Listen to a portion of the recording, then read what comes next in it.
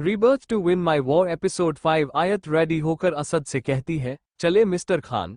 असद जो फोन चलाने में बिजी था, आयत की आवाज सुन उसकी तरफ देखता है तो देखता रह जाता है। आयत बिल्कुल नई नवेली दुल्हन की लग रही थी। उसने मस्टर्ड कलर की साई खुले बाल, होठ पर रेड शेड लगाई हुई थी। आयत का रंग पहले ही काफी गोरा था, लेकिन रेड शेड लगाने से उसके चेहरे और भी निखार था। आयत ने असद को अपनी तरफ ऐसे देख कहा, ऐसे क्यों देख रहे हो? क्या कुछ गलत है? असद ने उठते हुए कहा, नो बेबी चलो नीचे। आयत और असद दोनों ही नीचे आ जाते हैं। दोनों अभी नीचे उतर ही रहे थे कि उन्हें देख शोभा जी ने ताना देते हुए कहा, तो महारानी जी की सुबह अब हुई है। आयत सिर झुका लेती है, लेकिन असद कहाँ चुप रहने वालों में है। असद ने जवाब देते हुए कहा, तो मिस शोभा आपको भी पता चल ही गया कि कौन इस घर की महारानी है। अच्छी बात है। शोभा ने दांत पिसते हुए कहा, अपनी जुबान को लगाम दो। असद ने तिरछी मुस्कान के साथ कहा, लगाम घोड़ों को दी जाती है, इंसानों को नहीं। और लगाम तो आप पर लगानी चाहिए, या आपके पति लगा नहीं पाए। शोभा ये सुन गुस्से से कुछ बोलने लगती है कि असद ने रोकते हुए कहा, आयदा मेरी वाइफ को ताना देने से पहले 1000 बार सोच लेना। आयत बड़ी बड़ी आंखें कर असद को देख रही थी। शोभा जी ने टेबल पर हाथ मारते हुए कहा, तुम्हारी इतनी हिम्मत? असद ने कहा, हिम्मत अभी देखी कहाँ है, कहते हैं तो दिखाओ। आयत असद के हाथ पर हाथ रख देती है। असद आयत को देखने लगता है। असद ने आयत से कहा, बेबी ब्रेकफास्ट करो और यहाँ से मेरे साथ चलो। हैदर जी नीचे आ रहे थे, उन्होंने ये सुन कहा, कहाँ जा रहे हो तुम दोनों? आयत हैदर को आते देख उठ जाती है। हैदर जी ने उसे उठते देख कहा, आयत बेटा बैठो और खाना खाओ, कोई क्या कहता है इसकी परवाह मत करो। असद ने तेई नजरों से देखते हुए, बहुत साथ दिया जा रहा है। मेरी वाइफ का इरादे क्या है आपके मिस्टर हैदर खान? हैदर ने मुस्कराते हुए कहा, बेटा इरादे की बात मत ही करो, गुमनाम हो जाओगे, लेकिन इरादा नहीं ढूंढ पाओगे। असद ने कहा, उतना बोलिए जितना आंसू रोकने के लिए काफी हो, और उतना याद रखो जितना खून जलाने के लिए कम पड़े। आयत दोनों की बातें सुन रही थी, लेकिन दोनों की ही बातों में बहुत सी बातें थी जो उसे समझ नहीं आ रहा था। असद हैदर जी को घूर रहा था। दादी जी धीरे धीरे चलते हुए वहां आ रही थी। दादी ने मुस्कुराते हुए कहा, क्या बातें हो रही है दोनों बाप बेटे में? हैदर जी ने कहा, कुछ नहीं अम्मी जान, आप बैठिए यहाँ। आयत ने दादी से कहा, दादी अम्मी आई एम सॉरी, हम सुबह जल्दी नहीं उठ पाए। दादी ने आयत के चेहरे पर हाथ रखते हुए कहा, आज माफ कर रही हूँ, कल से जल्दी कोई माफी नहीं। आयत हाँ में सिर हिला देती है। असद जिसके फोन पर कोई मैसेज आता है जिसे पढ़ते ही वहां से जाने लगता है, लेकिन दादी ने उसे रोकते हुए कहा, कहाँ जा रहे हो? बहू को साथ लेकर जाओ, और उसे शाम के लिए वो जो लेना चाहे उसे लेकर दो। आयत ने कंफ्यूज होते हुए कहा, दादी अम्मी शाम को क्या है? दादी ने कहा, तुम दोनों का वलीमा। आयत वलीमा का सुन थोड़ा घबरा जाती है। आयत ने सोचते हुए, क्या आप सब जान जाएंगे हमारे निकाह की बात को? असद ने कहा, दादी मुझे काम है, आप चली जाइए। दादी ने डांटते हुए कहा, तू जा रहा है या नहीं? असद ने मुंह बनाते हुए आयत का हाथ पकड़ता है और बाहर ले जाता है। आयत देख रही थी कि असद दादी की बात बिल्कुल नहीं टालता। असद ने कहा, जो लेना हो जल्दी लेना, मुझे और भी काम है। आयत हाँ में सिर हिला देती है। वहीं दूसरी ओर जब महेंद्र प्रताप को आयत और असद के निकाह के बारे में पता चलता है तो उसके गुस्से का ठिकाना नहीं था। कौशल्या ने कहा, मैंने कहा था उसे जाने मत दो, अब चाहकर भी हम उसे वापस नहीं ला सकते। महेंद्र प्रताप ने कहा, पर जाना तो पड़ेगा ही। रुद्र ने ये सुन मुस्कराते हुए कहा, जाएंगे तो जरूर, लेकिन कुछ खास किए बिना वापस तो नहीं आएंगे। ये बोलते हुए उसके चेहरे पर डेविल स्माइल थी। दुबई में खान मेशन के एक रूम, दो लोग आपस में बातें कर रहे थे। बेटा तूने आयत को इतनी जल्दी कैसे अपना लिया? हैदर खान ने बाहर देखते हुए कहा, जानता हूं अम्मी आप यही सोच रही होगी, क्योंकि मैं असद का निकाह मलिश्का से करना चाहता था, लेकिन उससे पहले ही असद ने आयत से निकाह कर लिया। दादी ने कहा, हाँ मैं जानना चाहती हूँ क्या चल रहा है तेरे दिमाग में। हैदर ने शांत स्वर में कहा, खिलाफ था इस निकाह के, लेकिन जैसे मैंने उस लड़की को देखा तो सब भूल गया। बहुत दुनिया देखी है मैंने, और जैसे आयत को देखा तो समझ आया कि वो लड़की तो हीरा है। आंखों में मासूमियत, कोई छल कपट नहीं, चेहरे पर आत्मविश्वास और दिल में सच्चाई है।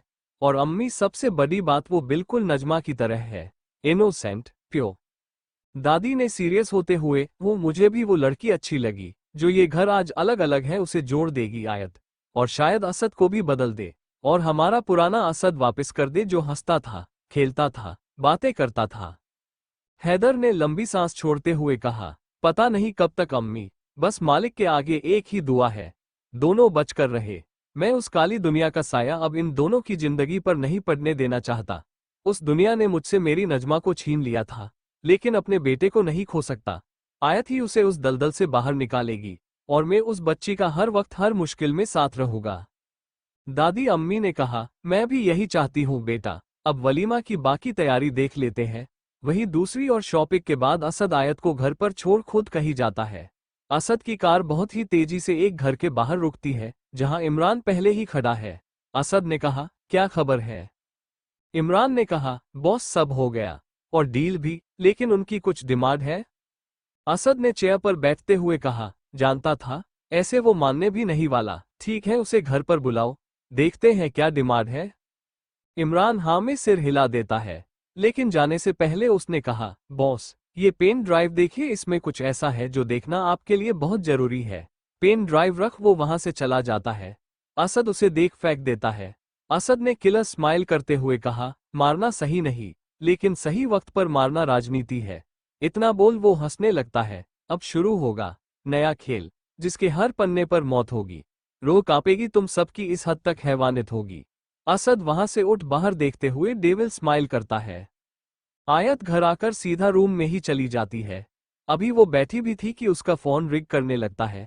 उसके फोन पर वीडियो कॉन्फ्रेंसिंग कॉल आ रही थी। आयत उसे तभी ज्वाइन कर लेती है और बेड पर बैठ जाती है। आयत ने मुस्कराते हुए कहा, हेलो गाइस, कैसे हो तुम सब? वीडियो कॉन्फ्रेंसिंग में नुजता, गौरव, राहुल और चौथा एक और शख्स था। सभी एक साथ हेलो बोलते हैं। आयत ने कहा, ये चौथा कौन है? फिर कुछ सोचते हुए एक्साइटेड होते हुए, समीर तू है ना? दूसरी ओर से आवाज आती है, बिल्कुल मेरी जान, मेरे अलावा और कौन हो सकता है? आयत ने मुस्कराते हुए, हाँ वो तो है, और कहाँ थे अब तक? नुजता ने कहा, पूरे 1 साल बाद बात हो रही है, था कहाँ तू? समीर ने चुप करवाते हुए कहा, देवियों मुझे भी बोलने का मौका दोगी? सभी हंसने लगते हैं। राहुल ने कहा, जब लड़कियां साथ हो तो हमारी बोलती तो ये बंद ही करवाती है। समीर ने कहा, अच्छा तो आप हैं डॉक्टर राहुल, नुजता ने बताया था। वैसे अपने मियाँ जी से तो मिलवा। गौरव ने कहा, मैं भी यही हूँ। आयत ने उनके बातें करते देख बोला, अगर तुम चारों को ही बात करनी थी तो मुझे फोन क्यों किया? समीर ने कहा, ओह हाँ, बात तो हमने तुझसे करनी थी। नुजता ने कहा, आयु जो हुआ गलत था, लेकिन तू ठीक तो है ना इस खड्यूस के घर में? आयत ने कहा, बिल्कुल ठीक हूँ, और तुझे मेरे चेहरे से क्या लगता है? समीर ने मजाक करते हुए, यही कि बहुत ऐश कर रही है अपने मिस्टर खान के साथ। आयत ने मुंह बनाते हुए कहा, वेरी फनी। गौरव ने कहा, आयु सब ठीक तो है? आया ने कहा, हाँ सब ठीक है, लेकिन यहाँ सब उलझा हुआ है, सब कैसे है अभी कुछ समझ नहीं आ रहा, कुछ अच्छे हैं तो कुछ बुरे भी है। राहुल ने कहा, तो क्या सोचा है तुमने, भागना है यहाँ से या नहीं? आयत ने सीरियस होते हुए कहा, नहीं, मैं यहाँ रहना चाहती हूँ। नुजता ने कहा, पर क्यों आयु? समीर ने जवाब देते हुए कहा, क्योंकि आयु इस रिश्ते को एक मौका देना चाहती है। ये सुन आयत ने कहा, हाँ समीर, मैं मिस्टर खान को एक मौका देना चाहती हूँ। मैं इस रिश्ते में रहना चाहता हूँ। मैं नहीं जानती सब ठीक होगा या नहीं, पर एक कोशिश करना चाहती हूँ। आयत की बात सुन सभी चुप हो जाते हैं। राहुल की तो जैसे बोलती ही बंद हो गई थी। समीर ने कहा, जो तुझे सही लगे वही करना, हम तब भी तेरे ही साथ और अब भी। बाकी सब भी हाँ में सिर हिला देते हैं, लेकिन राहुल कुछ नहीं कहता। आयत ने कहा, मैं फिर कभी बात करूंगी। राहुल जी, आयान ठीक है? राहुल ने कहा, हाँ बिल्कुल ठीक है, और काफी समझदार भी है। तुमने जैसा कहा था वैसे बता दिया था। असद जो ऊपर ही आ रहा था कि दादी ने उसे आवाज देते हुए कहा, असद बेटा, आयत को मेरे पास भेज दो। असद बिना कुछ बोले ऊपर चला जाता है। आयत जो बात करते हुए बालकनी में चली गई थी, सभी ने कॉल कट कर दी थी। नुजता ही थी जो आयत से बात कर रही थी। नुजता ने परेशान होते हुए कहा, आयु फूफी को सब पता चल जाएगा, और तेरे अब्बू को भी। आयत के चेहरे पर चिंता की लकीरें थी। आयत ने कहा, मुझे भी इसी बात का डर है। फूफी क्या सोचेगी? और रही बात अब्बू की, तो उन्हें पता चल भी जाए तो भी फर्क नहीं पड़ता। नुजता ने कहा, एक बार अमीना फूफी से बात कर लेना। आयत ने जवाब देते हुए कहा, हाँ इस वलीमा के बाद करूंगी। इतना बोल आयत उसे बॉई बोल देती है। नुजता ने मुस्कुरा कर कहा, ओके मेरी जान, बॉय, मिस यू एल बहुत सारा लव यू। आयत ने भी खुश होते हुए कहा, लव टू मेरी जान, बॉय। फोन बंद कर आयत एक स्माइल के साथ पीछे मुड़ती है तो असद को देख शॉक हो जाती है। आयत ने हकलाते हुए कहा, त तुम कब आए? असद ने बिना भाव के कहा, दादी बुला रही है, नीचे जाओ। आयत हाँ में सिर हिलाते हुए नीचे जाने लगती है, लेकिन फिर अपना फोन चार्जर लगाते हुए नीचे चली जाती है। आयत के जाते ही असद आयत का फोन उठा लास्ट कॉल चेक करता है। लास्ट डायल पर राहुल का नाम देख असद गुस्से से आयत का फोन फेंकने लगता है, लेकिन कुछ सोच फोन वही छोड़ वॉशरूम में चला जाता है। असद शॉवर ले रहा था, लेकिन अभी भी उसके दिमाग में आयत के आखिरी लफ्ज गूंज रहे थे, लव टू मेरी जान। असद गुस्से से दीवार पर पंच मार देता है, जिससे उसके हाथ में खून निकलने लगता है। असद जब ऊपर आया था तो आयत को रूम में ना देख बालकनी की तरफ जाता है, जहां आयत के फोन बंद करते हुए लव टू मेरी जान किसी को बोल रही थी। असद ने पहले की कोई बात नहीं सुनी थी, इसलिए उस लग रहा था आयत ने राहुल से सब कहा है। ये सोच ही उसका गुस्सा बढ़ रहा था। असद ने खुद से कहा, जब तक मेरे साथ हो सिर्फ और सिर्फ मेरी हो, किसी और का ख्याल का भी मैं आने नहीं दूंगा। आयत दादी के पास होकर रूम में आती है तो असद रेडी हो रहा था। उसने ब्लैक कलर की शेरवानी पहनी हुई थी जिस पर गोल्डन वर्क हुआ था। जेल से बालों को सेट किया था, हाथ में एक एक्सपेंसिव वॉच थी। वो बहुत ही हैंडसम लग रहा था। आयत काफी देर से एक टक असद को देख रही थी। उसकी जिम फिट बॉडी पर शेरवानी बहुत जच रही थी। आयत की नजर जैसे असद के हाथ पर जाती है तो वो हाथ पर चोट लगी देख असद का हाथ पकड़ते हुए कहती है, मिस्टर खान ये चोट कैसे लगी आपको? असद आयत को घूर रहा था। असद ने बेहद सर्द लहजे में कहा, हाथ छोड़ो मेरा, अपने काम से काम रखो। आयत असद के इस बिहेवियर से थोड़ा हैरान हो जाती है। आयत ने थोड़ा घबराते हुए कहा, पर चोट काफी गहरी है मिस्टर खान। आयत इससे आगे कुछ बोलती असद अपना हाथ छुड़वा बड़ी बेरहमी से आयत के शोल्डर को पकड़ता हुए कहता है, बेबी बोल रहा हूं ना, दूर रहो तो समझ नहीं आता तुम्हें? आयत असद की आंखों में इतना गुस्सा देख डरते हुए नजरें झुकाकर कहती है, पर मिस्टर खान। असद ने गुस्से से उसके चेहरे पर पकड़ते हुए कहा, एक और लफ्ज़ नहीं, चुप चाप रेडी हो जाओ। इतना बोल वो वहां से जाने लगता है, लेकिन आयत भी जिद्दी थी। आयत फर्स्ट एड बॉक्स निकाल असद का हाथ कसकर पकड़ आयल मिट लगाने लगती है। असद कुछ कहे उससे पहले आयत ने कहा, गुस्सा करना है तो करो, अगर मारना है तो वो भी कर लो, लेकिन इस चोट को खुला मत छोड़ो। असद बिना कुछ बोले आयत का चेहरा देख रहा था, तब तक आयत की ड्रेसिंग कर दी थी। असद को अचानक आयत की वही बात याद आती है तो उसके आंखों में गुस्सा आने लगता है। असद ने आयत को अपनी तरह खींचते हुए कहा, बहुत अच्छा नाटक करती हो बेबी, मुझे भी सिखा दो। आयत को कुछ समझ ही आ रहा था। प्यार किसी और से, रातें किसी और के साथ और फिक्र किसी और पर जता रही हो, ये सुन आयत को गुस्सा आ जाता है। आयत ने गुस्से भरी आवाज में कहा, मिस्टर खान, अपनी यह बकवास बंद करिए, मेरे कैरेक्टर पर उंगली मत उठाओ। असद ने आयत को और कस के पकड़ते हुए कहा, कैसा कैरेक्टर बेबी? फिजिकल मेरे साथ होती हो और प्यार उस डॉक्टर से करती हो। आयत को ये सुन बहुत गुस्सा आ रहा था। अब उसे समझ आ रहा था कि असद ने उसका फोन चेक किया है। उसने तो कभी डॉक्टर राहुल के बारे में सोचा भी नहीं था, और यह बोल असद उसके कैरेक्टर को घटिया बोल रहा था। आयत ने तिरछी मुस्कान के साथ कहा, तो मेरा फोन चेक कर रहे थे? इतनी इनसिक्योरिटी किस लिए मिस्टर खान, नफरत करते हो ना मुझसे? आयत का सवाल सुन असद का गुस्सा और बढ़ जाता है। असद ने आयत के बालों को पकड़ चेहरे के करीब लाते हुए कहा, जब तक यहाँ हो मेरी हो, बस मेरी इस बात को जितना जल्दी हो याद रखना, वरना दूसरे तरीके भी है मेरे पास बेबी। असद ने आयत को इतना रुली पकड़ा हुआ था कि दर्द से आयत की आंखों में आंसू आ जाते हैं। आयत के आंसू देख असद ने कहा, यह अपने आंसू उस डॉक्टर को दिखाना, मुझ पर इनका कोई असर नहीं होने वाला। इतना बोल वो आयत को बेड पर धक्का दे देता है और खुद दरवाजा पटकते हुए बाहर चला जाता है। आयत जो अभी कुछ देर पहले जो असद को मौका देने का सोच रही थी, उसे अब अपने फैसले पर गुस्सा आ रहा था। क्यों हर बार मैं तुम्हारे जासे में आ जाती हूँ? तुम तो मौका देने के लायक ही नहीं हो मिस्टर खान। नफरत और गुस्से के अलावा तुम्हें और कोई भाषा समझ नहीं आती। I hate you mister Khan. आयत को वलीमा के नीचे भी जाना था, इसलिए वो बेमन से उठ रेडी होने के लिए चली जाती है। वहीं नीचे बहुत चहल पहल थी। पूरा घर दुल्हन की तरह सजा हुआ था और बहुत ही नामी और बड़े बड़े वहां आए हुए थे।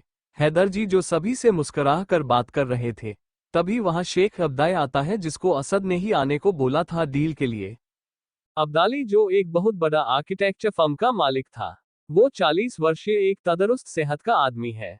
उसके दुबई में बहुत सी फर्म थी, लेकिन साथ ही साथ वो बहुत बदनाम भी था। वो जो भी डील करता उसके दिमाग में उसे लड़की चाहिए होती है।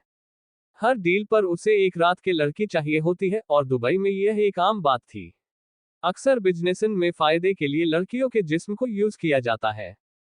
हैदर आगे आते हुए कहा, मिस्टर अब्दाली यहाँ क्या कर रहे हो? अब्दाली ने हंसते हुए कहा, हैदर खान जी, बिना बुलाए तो यहाँ आ नहीं सकते।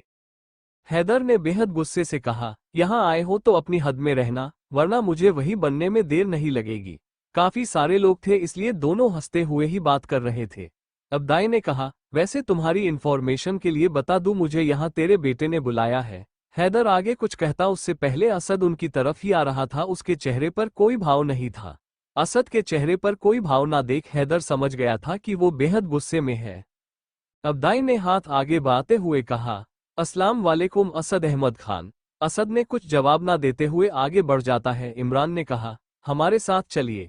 ये देख अब्दाई को गुस्सा आ जाता है और वही हैदर के चेहरे पर तिरछी मुस्कान के साथ कहा, डील तेरी होगी, डिमांड भी तेरी होगी, झुकेगा भी तू ही उसके आगे, यही मेरे बेटे की पावर है। इतना बोल हैदर जी वहां से चले जाते हैं और बाकी मेहमानों से बातें करने लगते हैं। वही अमजद खान और हबीबा, असद के चाचा और चाची, अब्दाई को यहाँ देख थोड़ा हैरान थे। अमजद ने कहा, इस घर में हो क्या रहा है, कुछ समझ नहीं आ रहा। पहले यह वलीमा और अब यह अब्दाई। हबीबा ने मुस्कराते हुए कहा, जो भी हो कुछ नया धमाका देखने को मिलेगा। वैसे भी अपने बाप की हर नापसंद इंसान को असद घर ले आया है तो लाजमी है बम तो फूटेगा ही। असद ने बैठते हुए कहा, क्या डिमांड है तुम्हारी? अब्दाली ने हंसते हुए कहा, इतनी भी जल्दी क्या है, अभी तो आए हैं, थोड़ा इधर उधर नजर फरमा ले, कोई ना कोई तो डिमांड मिल ही जाएगी। असद उसकी बात को अच्छे से समझ चुका था। उसे रात के लिए कोई खूबसूरत लड़की चाहिए थी।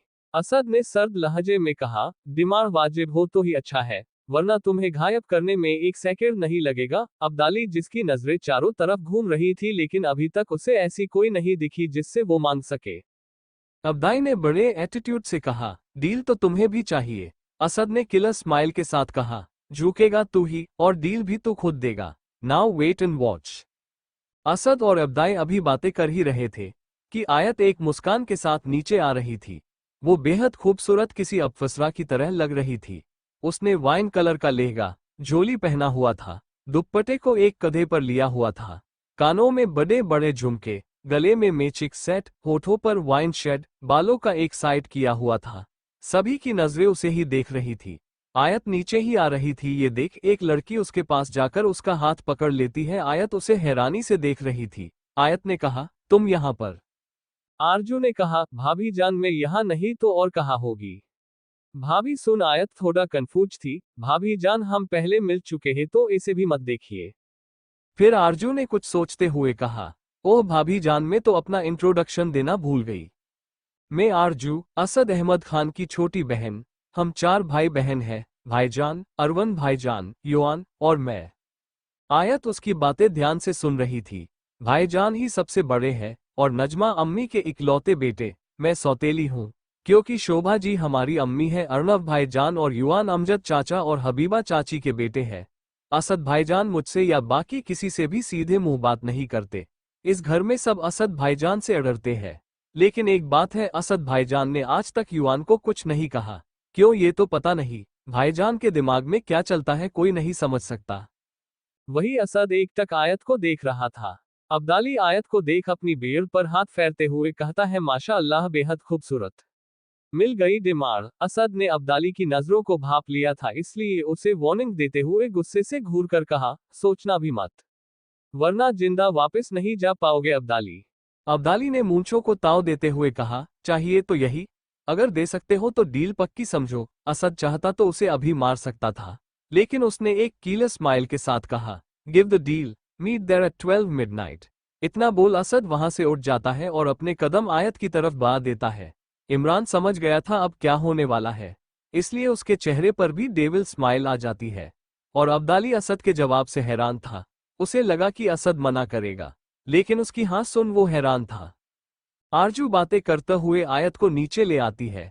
दादी ने आयत को देखते हुए कहा, मेरे पास अल्फाज नहीं है बेटा, बहुत खूबसूरत लग रही हो।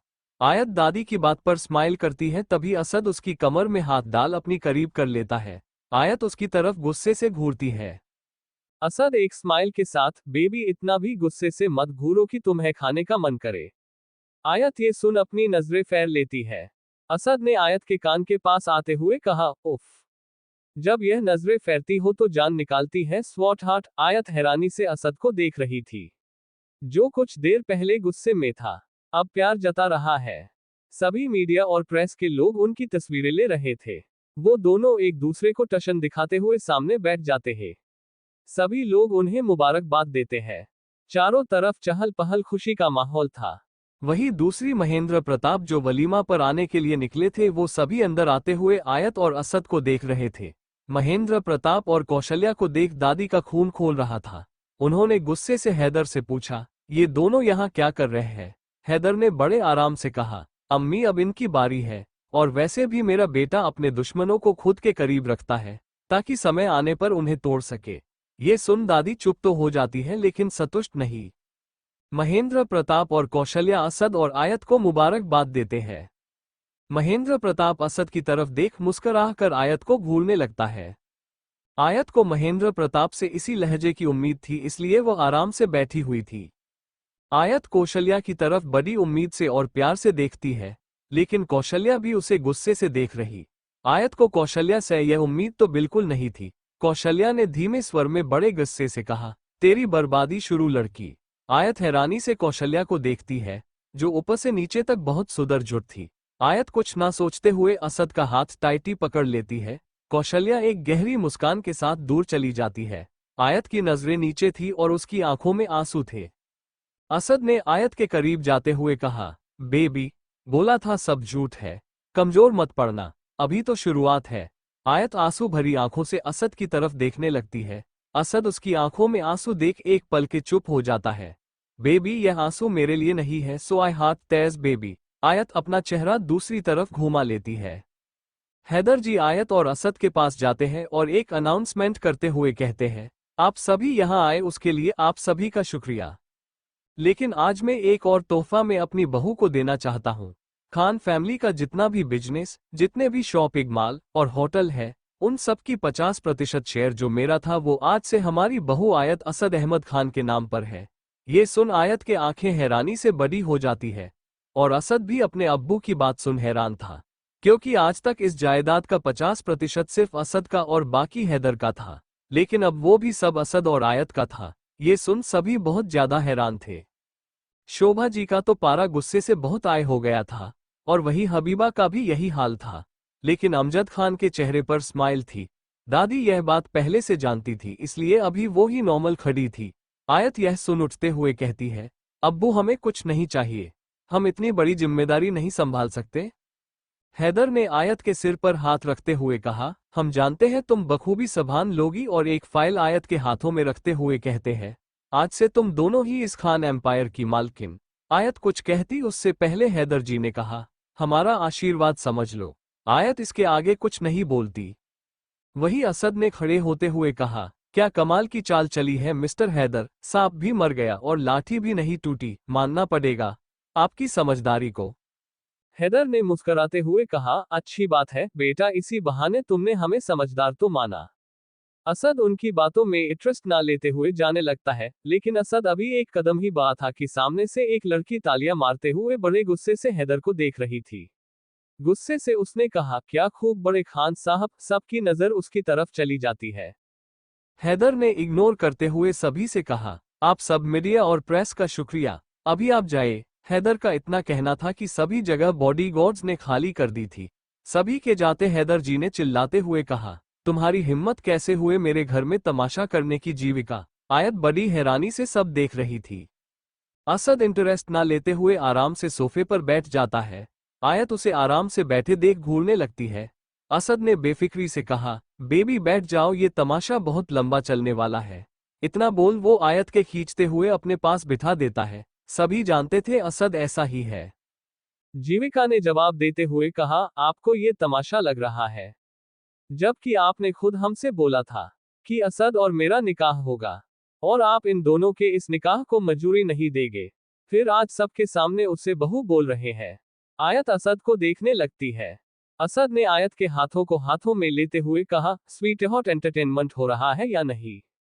हैदर ने गुस्से से कहा, मैं कुछ भी करूं, तुम होती कौन हो मुझे सवाल करने वाली? हाँ, मैंने बोला था तुम दोनों का निकाह होगा, लेकिन असद की खुशी के आगे मेरे लिए तुम भी जरूरी नहीं। जीविका ने इतराते हुए कहा, ओह तो अब मैं जरूरी नहीं? वाह मिस्टर हैदर खान। असद वेटर को ड्रिंक लाने का इशारा करता है और आराम से उनकी बातें सुनते हुए पी रहा था। आयत ने गुस्सा करते हुए कहा, तुम कितनी बेशर्म हो ना। वहां वो लड़की कितना कुछ अब्बू को बोल रही है और तुम यहाँ एंजॉय कर रहे हो। असद ने तिरछी मुस्कान के साथ कहा, बेबी मैंने नहीं बोला कि मेरे बारे में सोचो।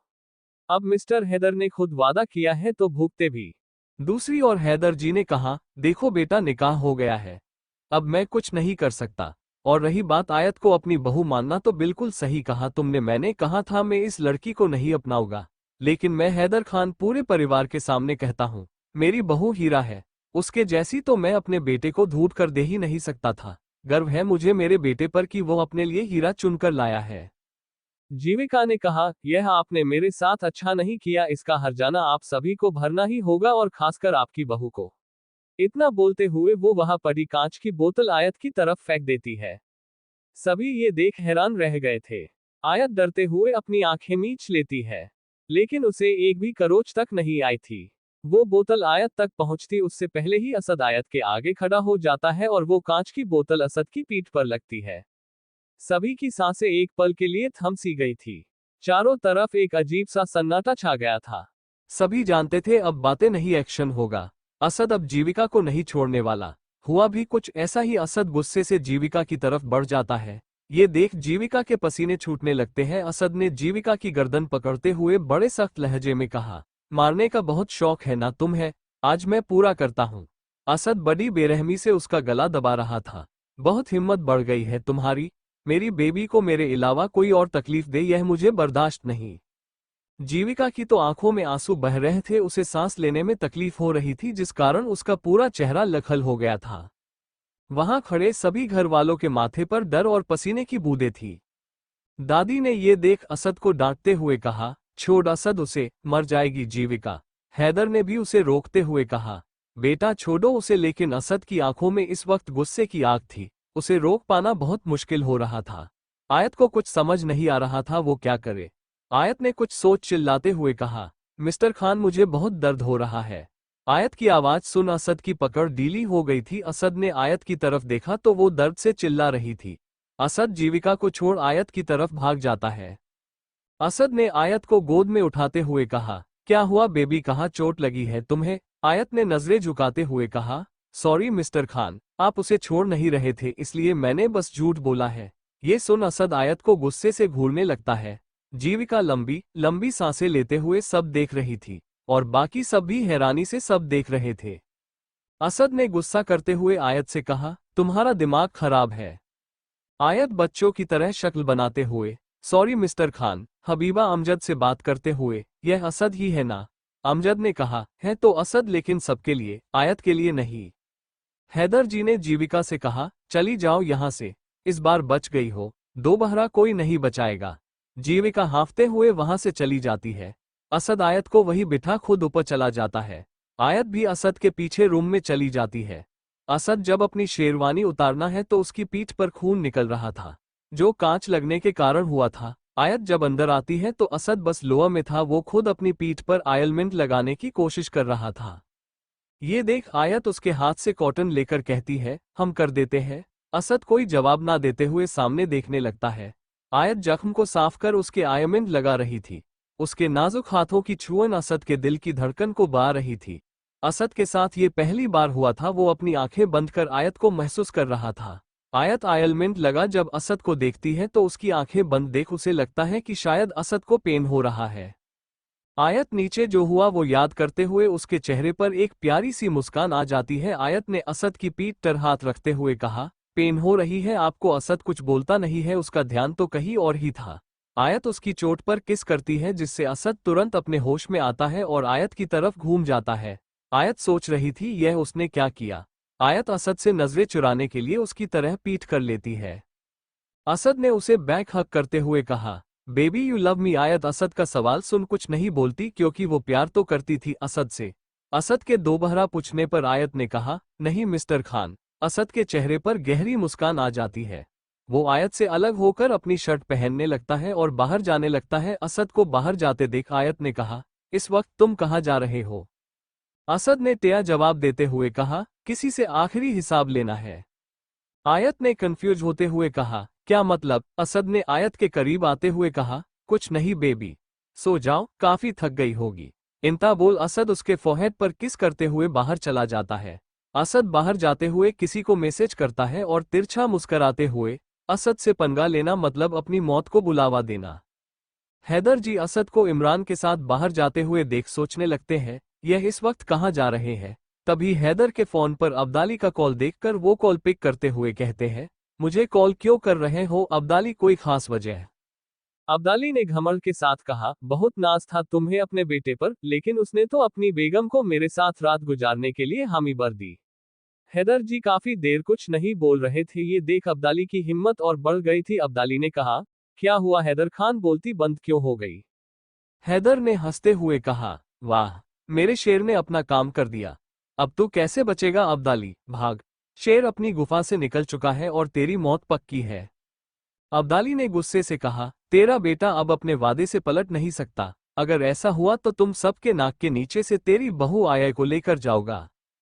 हैदर ने बड़े गुस्से से कहा, अपनी गंदी जुबान से मेरी बहू का नाम भी मत लेना। तेरा वो हश्र करूंगा कि तेरी आने वाली 1000 पुश्ते याद रखे। अब्दाली ने कहा, पहले अपने बेटे का हश्र तो देख, वो साला आज मेरे हाथों से नहीं बचेगा। इतना बोलते हुए वो फोन कट कर देता है। वही गुस्से से हैदर जी की आंखें लाल थी। वो अपने कब्र में गन लेते हुए, आज बड़ी मुद्दत के बाद तुझे छूने की कोशिश कर रहा हूं। इतना बोलते ही बाहर चला जाता है। वही दूसरी ओर असद अब्दाली की बताई हुई जगह पर पहुंच गया था। असद पूरी जगह को एक नजर देखता है। वो एक अंडर कंस्ट्रक्शन बिल्डिंग थी, जहां चारों पर सिक्योरिटी थी। असद देखते ही समझ गया था कि यहाँ बहुत गड़बड़ है, लेकिन फिर भी उसके चेहरे पर डर नहीं था। असद पूरी शान के साथ अंदर जाता है। अंदर भी बहुत गार्ड्स थे। अब्दाली जो चेयर पर बैठा हुआ था, असद को अकेले आते देख उसके चेहरे पर डेविल स्माइल आ जाती है। अब्दाली ने असद को आते देख कहा, तो मिस्टर असद अकेले कहाँ चले आ रहे हैं? हमें तो लगा था बीवी साथ में लेकर आएंगे, लेकिन तुम तो अपनी जुबाश से फिसल गए।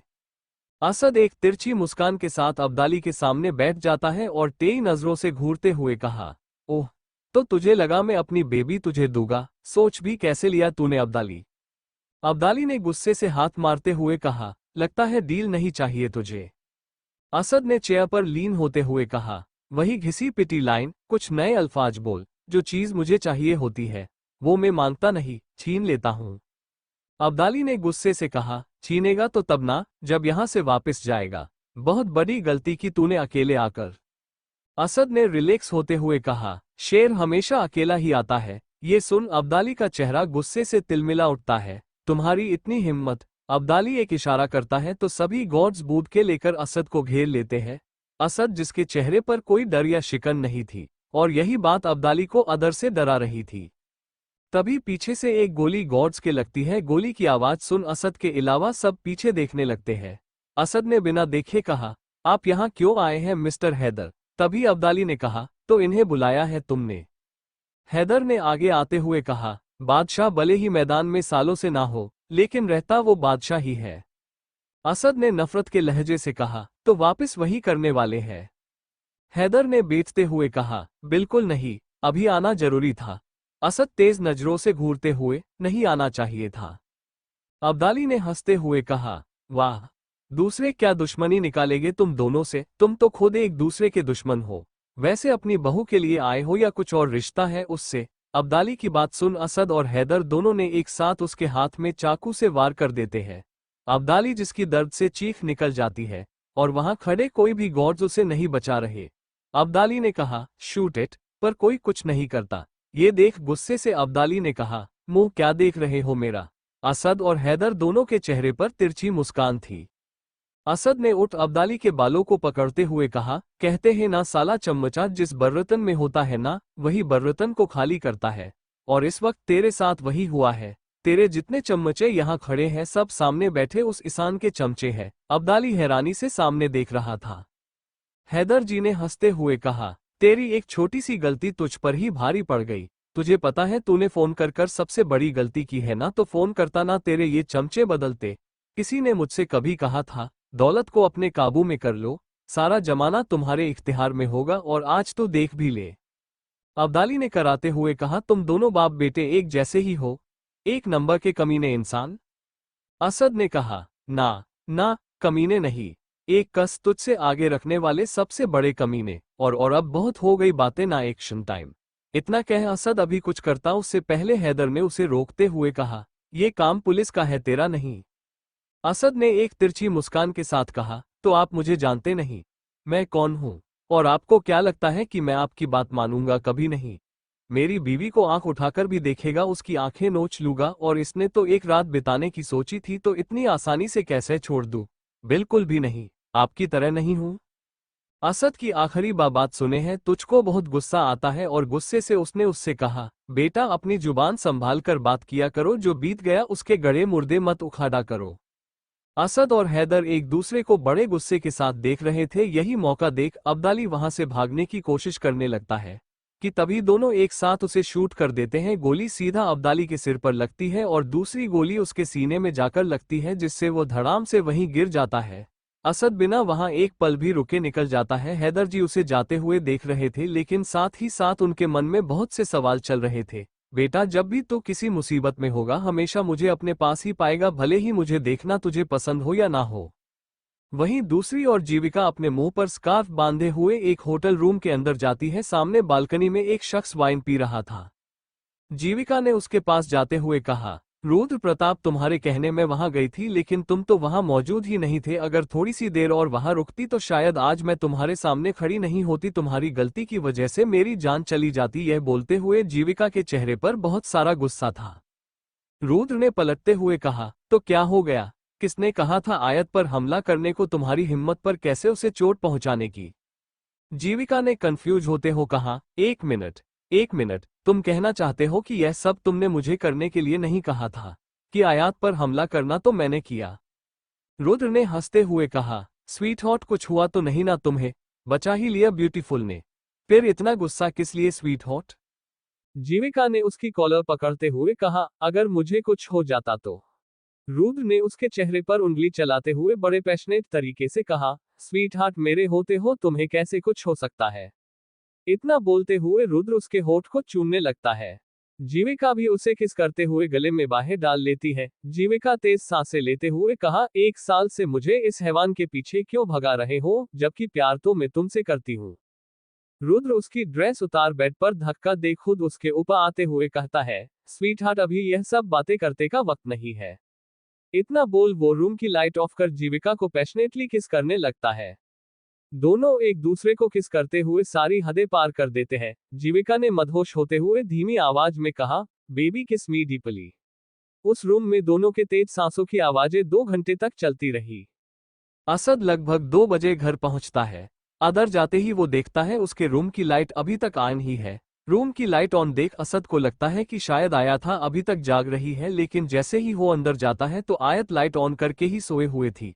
लेकिन सोते हुए वो बहुत बड़बड़ा रही थी। उसका पूरा शरीर पसीने से भीगा हुआ था। वो अपने हाथ पैर मारते हुए बड़बड़ा रही थी, मेरे बच्चे को मत मारो, मेरे बच्चे को छोड़ दो। असद उसके पास जाते हुए कहता है, काम डाउन बेबी, कुछ नहीं हुआ। आयत घबराते हुए अपनी आंखें खोल लेती है। उसकी आंखों में आंसू थे। आयत असद को देख उसके गले लग जाती है और सिसकियां लेते हुए कहती है, हमारा बच्चा मिस्टर खान, छोटा उसे मार दिया। असद ने उसके सिर पर सहलाते हुए कहा, बेबी शांत हो जाओ। आयत असद की बात सुन उसके देखने लगती है। आयत ने रुआसी आवाज में कहा, क्या सच में तुम्हें दर्द नहीं होता? असद ने ठंडी सांस छोड़ आयत के चेहरे को हाथों में लेते हुए कहा, बेबी जो चला गया उसके बारे में क्या सोचना? असद का ऐसा जवाब सुन आयत को अपना दिल टूटता महसूस होने लगता है। आयत ने असद के हाथों को हटा मुंह दूसरी तरफ कर लेट जाती है। असद समझ चुका था इस वक्त आयत को कुछ भी कहना सही नहीं। वो वहां से वॉशरूम में चला जाता है। आयत असद को जाते देख दुख से बोलती है, जो हुआ अच्छा हुआ, कम से कम मेरे बच्चे को तुम जैसे अब्बू तो नहीं मिले जिसे उसके गुजर जाने का कोई दुख नहीं। ये बोलते हुए आयत की आंखें नम थी। वही असद शावर के नीचे अपनी आंखें बंद कर खड़ा था। उसके सामने आयत का चेहरा आ जाता है जब वो रोज अपने बच्चे से बात किया करती थी।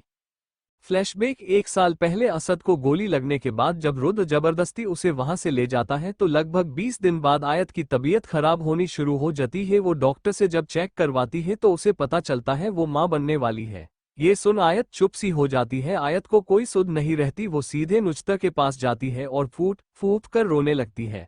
आयत को कुछ समझ नहीं आ रहा था कि वो क्या करे, इसलिए रोने लगती है। नुजता उसे ऐसे रोते देख घबराते हुए पूछती है, क्या हुआ आयु? बोल यार क्या हुआ? आयत ने सिसकियां लेते हुए कहा, आई एम प्रेग्नेंट नुजता। नुजता ने उसे शांत करते हुए कहा, यह उस रात के कारण हुआ। आयत हाँ में सिर हिला देती। नुजता ने आयत के चेहरे को हाथ में लेते हुए कहा, अबॉर्शन करवा ले आयत, वैसे भी यह उस डीजीपी का बच्चा है। आयत आंखें फाड़े नुजता को देख रही थी। आयत ने 2 कदम पीछे हटते हुए कहा, यह मेरा भी बच्चा है, मैं इसे नहीं मारूंगी। और इसका क्या दोष है? नहीं नहीं, मैं इसे नहीं मारूंगी। नुजता ने कहा, ये तेरा आखिरी फैसला है। आयत ने कहा, हाँ मैं इसे जन्म दूंगी। नुजता ने कहा, ठीक है, अगर सिंगल मदर बन के सभी की बातें सुननी है तुझे तो सुन, इसमें मैं तेरे साथ नहीं हूं। और रिश्ता क्या था तेरा उसके साथ जबरदस्ती का? फिर भी तू उस राक्षस के बच्चे को जन्म देना चाहती है तो दे, ये भी एक राक्षस ही होगा। उसी की तरह नुजता कुछ ना कुछ बुरा बोलती जा रही थी। आयत को नुजता की बातें सुन बहुत गुस्सा आता है। वो गुस्से से नुजता के थप्पड़ मार देती है और दांत पीसते हुए कहती है, आई लव मिस्टर खान, और अगर मेरे बच्चे के बारे में कुछ भी बोला तो भूल जाओगी कि तू मेरी दोस्त है। अगली बार बोलने से पहले 1000 बार सोच लेना। नुजता आयत के ये रूप देख हैरान थी। नुजता अपने चेहरे पर हाथ रखते हुए मुस्कुरा देती है। नुजता को मुस्कुराते देख आयत ने कंफ्यूजन से कहा, तू पागल तो नहीं हो गई है? नुजता ने आयत कज गले लगते हुए कहा, मैं बहुत खुश हूं कि तूने एडमिट तो किया कि तू मिस्टर खान प्यार करती है। यही सुनना था तेरे मुंह से आयु, तू इस बच्चे को जन्म देना चाहती है ना? मैं तेरे साथ हूं और हम दोनों पालेंगे इसे। इसकी एक नहीं 2 अम्मी होगी। क्यों हमारी लिटिल एंजल? लगभग 4 महीने बीत चुके थे। नुजता थे हर पल आयत का बहुत अच्छे से ध्यान रखा था। सब कुछ बहुत अच्छे से हो रहा था। आयत की प्रेगनेंसी के बारे में भी किसी को पता नहीं चला था। आज क्यों वो जयपुर में रह रही थी। आयत रोज अपने बच्चे के प्रोग्रेस की डायरी लिखती थी। एक दिन नुजता और आयत शॉपिंग के लिए शॉपिंग मॉल जाती है। दोनों ही बहुत सारी शॉपिंग करती है। मॉल में आयत की नज़र एक टेडी बेयर पर जाती है। वो बहुत ही क्यूट और छोटा सा था। आयत ने अपने टमी पर हाथ रखते हुए कहा, बेबी तुम्हारी अम्मी को तो ये बहुत पसंद आया और मैं जानती हूँ तुम्हें भी बहुत पसंद आएगा। आयत उस टेडी बेयर को भी ले लेती है। वो जहां जहां जा रही थी कोई उनका पीछा कर रहा था, लेकिन आयत और नुजता इस सबसे अजान थी। वो दोनों बड़े ध्यान से रोड क्रॉस कर रही थी। एक कार जो काफी देर से उनका इंतजार कर रही थी, वो कार फुल स्पीड के साथ आयत और नुजता को टक्कर मार देती है। आयत उछलते हुए पेट के बल गिर जाती है और आयत जो बहुत ज्यादा दर्द से चिल्ला रही थी, उसके हाथ खून से लथपथ थे। उसके पैरों से काफी ब्लीडिंग हो रही थी। आयत के हाथ में वो टेडी बेयर भी था जो पूरी तरह से खून से लथपथ था। नुजता आयत की आवाज सुन रही लेकिन उठ नहीं पा रही थी। उसके दोनों पैर घायल हो गए थे, इसलिए वो चाहकर भी उठ नहीं पा रही थी। सड़क पर बहुत से लोग इकट्ठे हो गए थे। कुछ लोग उन दोनों हॉस्पिटल पहुंचा देते हैं। असद अपनी आंखें खोलता है तो उसकी आंखें पूरी तरह लाल थी। असद ने खुद से बात करते हुए कहा, बेबी तुम्हें लगता है कि मुझे हमारे बच्चे के जाने का कोई दुख नहीं है? सब जानता हूं किसने और क्यों किया है, लेकिन अभी उन्हें सजा देने का सही वक्त नहीं है। किसी को भी इतनी आसान मौत तो नहीं मिलेगी। आयत जिसका ध्यान असद की तरफ ही था, वो टाइम देख परेशानी से उठ जाती है। यह 1 घंटे से अदन ही है, सब ठीक तो है? आयत को असद की चिंता हो रही थी, इसलिए वो वॉशरूम का डोर नॉक करते हुए कहती है, mister Khan are you okay? Aayat का अभी इतना कहना ही था कि असद टॉवल पहने हुए बाहर आता है। उसके बालों से पानी टपक रहा था। कुछ बूंदें उसके बालों से टपकते हुए उसके चेस्ट और एप से होते उसके लोअर पॉट पर जा रही थी। आयत एक टक उसे देख रही थी। उसे अपना गला सूखता हुआ महसूस हो रहा था। ये देख आयत अपने हाथ अपने आंखों और चेहरे पर रख लेती है। उसका पूरा चेहरा लाल हो गया था। असद उसे एक ही पल में अपनी तरफ खींचते हुए कहता है, बेबी मेरी चिंता हो रही। आयत हकलाते हुए, नहीं वो मैं, असद ने कहा। बेबी क्या समझ नहीं आया?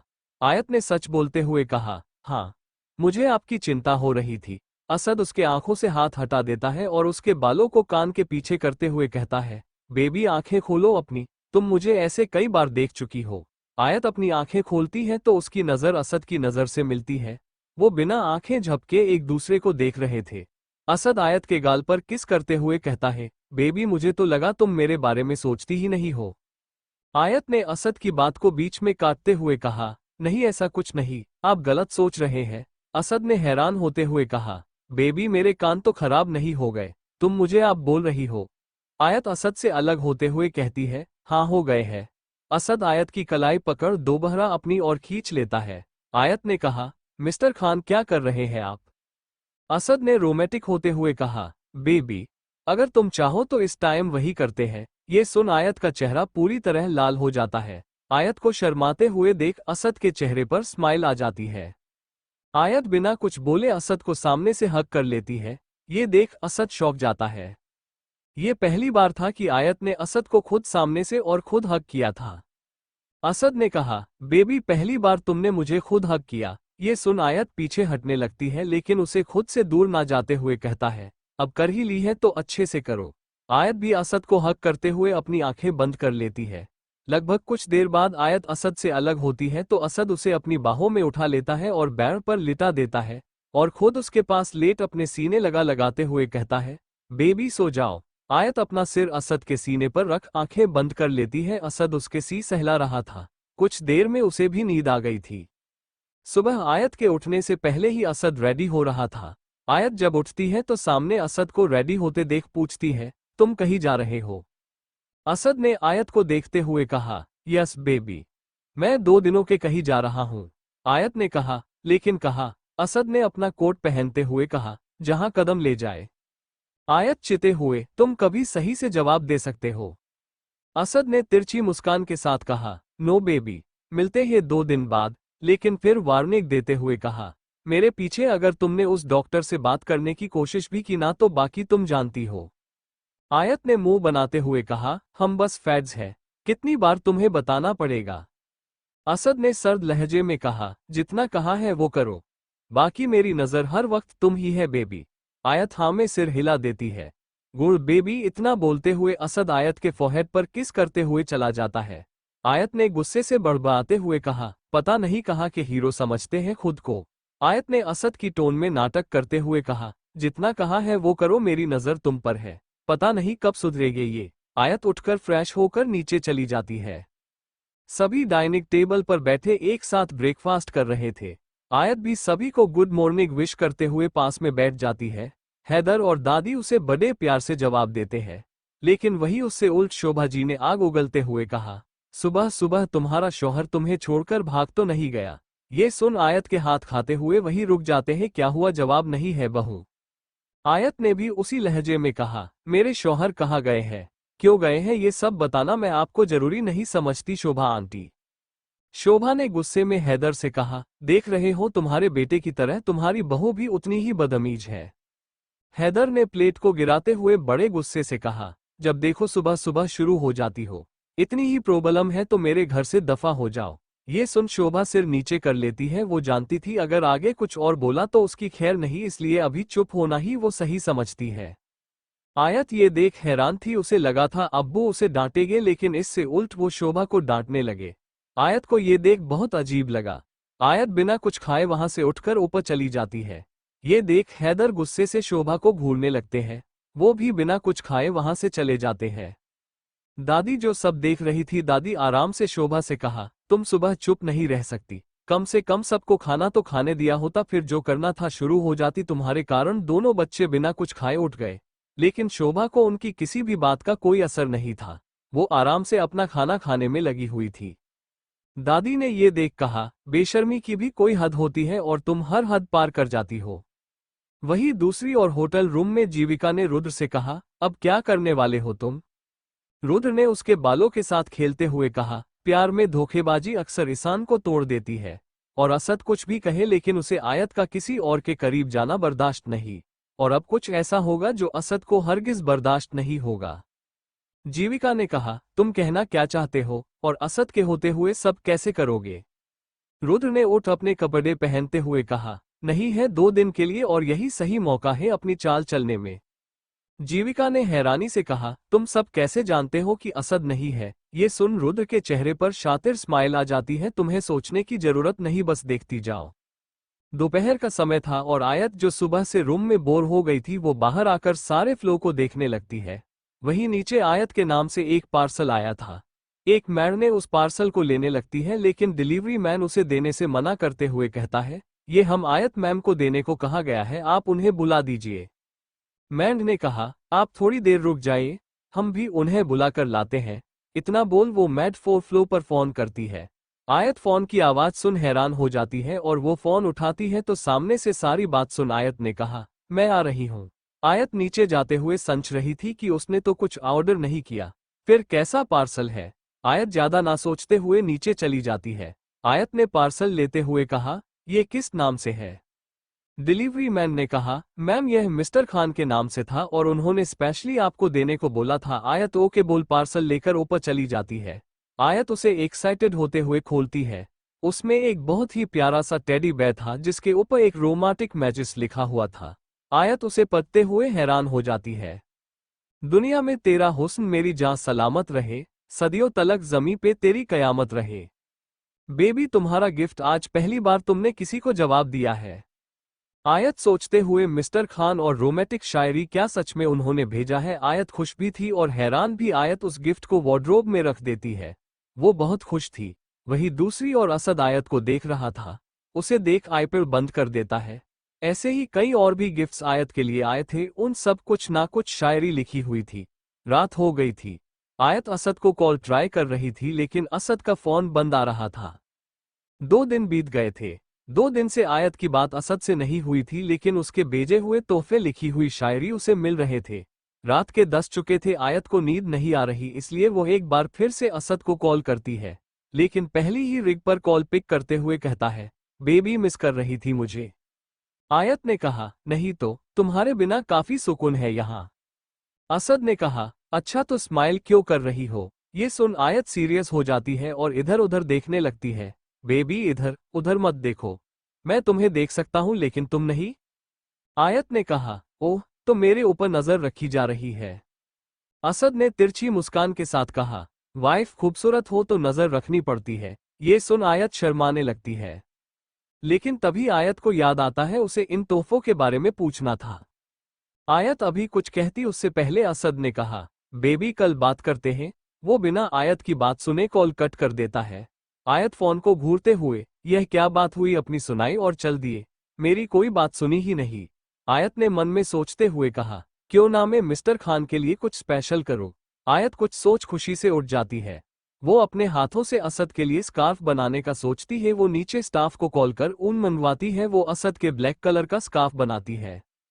आयत 2 घंटे से उसे बना रही थी और वही असद भी उसे ये करते देख रहा था और कहता है, ये कब से इसे क्यों बना रही है? पागल लड़की खरीद भी तो सकती है। इतना बोल असद बेड पर लेट जाता है। आयत वो बनाते हुए सो गई थी। वही दूसरी ओर रुद्र हंसते हुए किसी से बात कर रहा था। वेरी गुड, कल के लिए एक हनीमून स्वीट रेडी करो, वो जरूरी आएगी, और हाँ उसे वो ड्रेस जरूर डिलीवर करना वही नाम से। इतना बोल रुद्र फोन कट कर देता है। जीविका जो उसके सामने बैठी हुई थी। जीविका ने कहा, इन सब का क्या फायदा? रुद्र ने डेविल स्माइल करते हुए कहा, दर्द और तकलीफ तो मुझे भी होगी लेकिन जब वो मेरे साथ देखेगा तो उसका चेहरा पर जो रिएक्शन होगा वो मुझे सुकून देगा, और वही मेरी जीत है। Thank you for listening. मुझे उम्मीद है आपको ये स्टोरी पसंद आई होगी। अगर आपको पसंद आए है तो प्लीज लाइक और कमेंट करना ना भूलें और मोर स्टोरीज के लिए सब्सक्राइब करें। मिलते हैं नेक्स्ट वीडियो में।